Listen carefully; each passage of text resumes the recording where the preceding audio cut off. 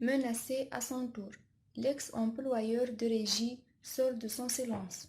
Le jeu l'a rattrapé de plein fouet. Stratège décrié dans Koh Lanta, Régie est la cible numéro 1 des internautes depuis plusieurs semaines. Affront visant ses proches, mais aussi son ex-employeur. Sur Twitter, ce samedi 9 mai, la marque GoSport est sortie du silence afin de répondre aux détracteurs de l'aventurier qui la cible injustement. La frénésie suscitée par la saison 21 de Koh Lanta ne connaît pas de fin.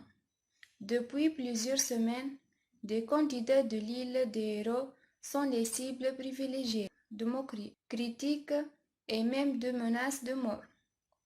Après Ahmed Bouinès, ce fut au tour de Régie de s'attirer les foudres de la toile. Dans un nouveau numéro du programme, diffusé dans son intégralité ce vendredi 8 mai, l'aventurier a encore mis le feu aux poudres en provoquant l'élimination de Jessica.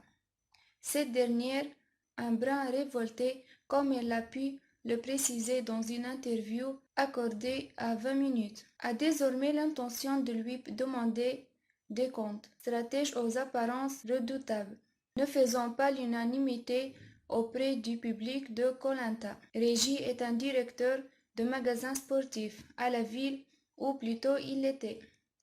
Ce samedi 9 mai, l'ancienne GoSport a été obligée de s'emparer de Twitter afin de faire une mise au point.